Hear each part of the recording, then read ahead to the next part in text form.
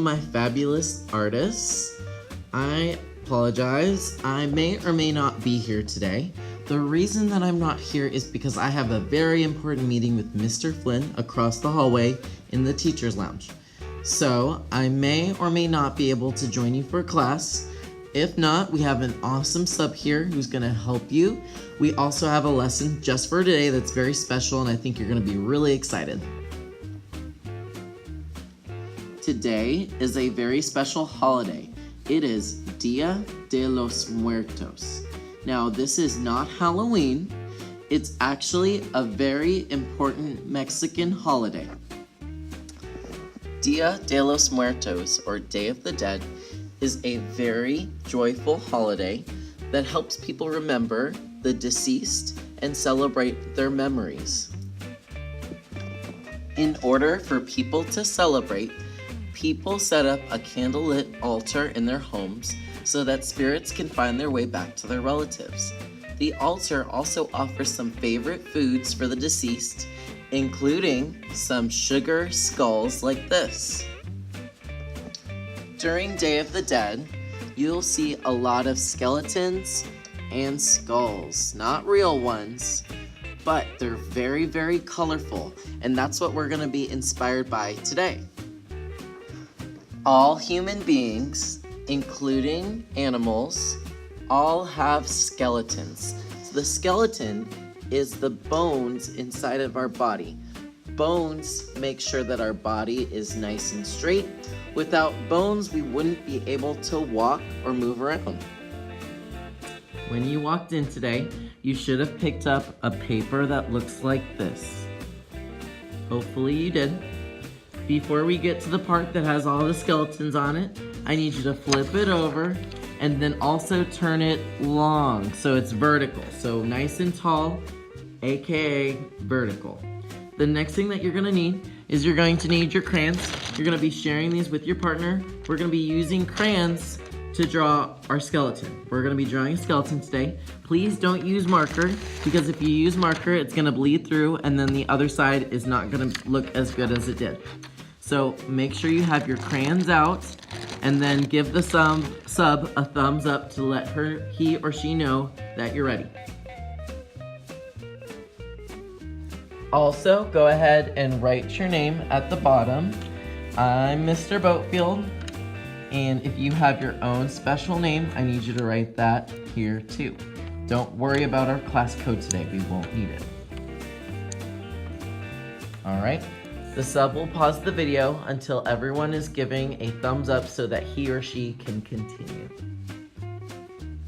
So we need to start with the top of the body, so we're gonna start with the head. At the top of your paper, I would like you to draw a big, long oval. Watch me first.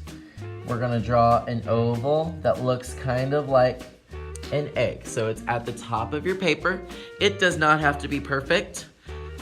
The sub is gonna go ahead and pause the video until everyone has their oval, and then they're giving a thumbs up. Now, inside of your oval, we need to add the face. So watch me first. I'm gonna draw 2 circles for eyes. You can make them big, because remember, skulls have sometimes really big eye sockets. And then for the nose, I need you to draw an upside down heart. That's gonna be the nose. You may have to turn the paper upside down if you want to, and then draw a heart normal, and then turn it back. That's another way you could do it. And now we need to do the teeth. The teeth are done by doing a straight line across, so horizontal line, and then do some vertical lines for the teeth, so it starts to look like a skull. And you may, if you want to, color in the eyes. You can also color in the inside of the nose. If you would like to, you don't have to. Just make sure that you're doing this in crayon, not marker, please. All right, and the sub will pause the video until everybody is giving a thumbs up. So now it's time to do the back and the pelvis, the legs. and then we'll do the shoulders and arms last.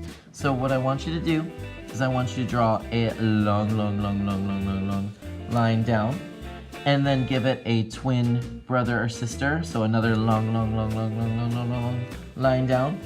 Connect them two together, and then let's put 1, 2, 3, 4. 4 lines across. That will make us think of the backbone. Go ahead and do a big long rectangle. Put some notches or some broken lines inside, and then give us a thumbs up so that we know that you're ready to continue. Now, we're gonna do the pelvis. The pelvis is a very odd shape. I want you to think of a wide heart, so 2 hill lines, and then bring them together in the middle like a heart. Now it's a very wide heart. I know that looks a little strange. Also, inside the heart, do a circle on each side, because there's actually holes in our pelvis for our legs to go in. Go ahead and do that for me, please, and then give us a thumbs up to let me know that you're ready. All right, so you should be ready. I'm gonna go ahead and draw 2 rectangles now. This is gonna be the thighs. Now these are a little bit shorter. They're not very long. This is not gonna be the full leg, so watch me first. We're gonna draw rectangle there, and then we need something for the knee. So I'm gonna put a little knee bone. You can just put a circle. And then you're gonna do the same size rectangle one more time. This is gonna be the bottom half of our skeleton. And then hopefully you have feet. The easiest way to do feet for me is just to do 2 triangles that are pointing outward. Now this doesn't have to be perfect, guys. All right, go ahead and draw 2 rectangles here, 2 knee bones, and then 2 rectangles here for the bottom half of the legs, and then 2 triangles that go out. If you want to, you can be a little bit creative and then put some circles at the end of the feet, and that can be your toes. So we're still missing our rib cage, our shoulders, and our arms, but we won't continue until the sub sees 100% of the thumbs up in the air to let us know that you're ready. Now that you're ready, let's go ahead and draw the shoulders. Now the shoulders are gonna start at this notch right here. You need a little bit of room for your neck. You're gonna do a rectangle out here and a rectangle out here. Now they're not very long. They don't go that far. Now that isn't gonna be the full arm either. So at the very end of these rectangles, put a circle for your shoulders. Go ahead and do that now, and then give us a thumbs up to let us know that you're ready. Okay, so now we need to add the arms. The arms work like this.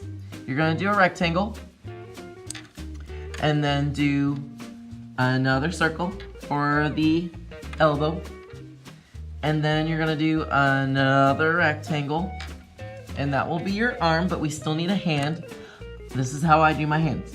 I'm gonna do an oval, and then I'll do 5 fingers. 1, 2, 3, 4, 5. Does not have to be perfect. Now I know that does not look perfect, and that is okay. You're gonna do the same thing on the other arm, but this time you can be a little bit creative. Maybe instead of an arm that goes down, maybe he's saying hi and has his arm up. And then we'll do an oval again. And then how many fingers?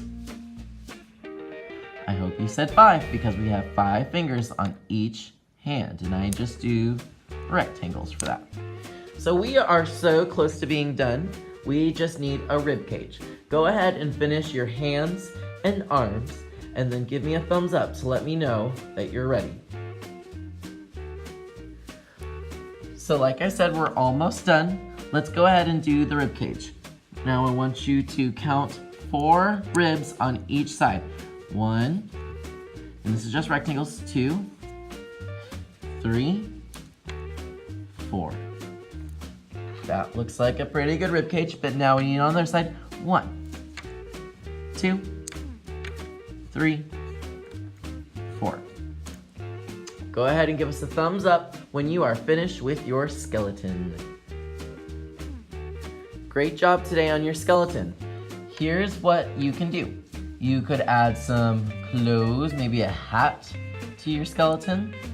You could draw maybe where the skeleton is. Is the skeleton at the mall?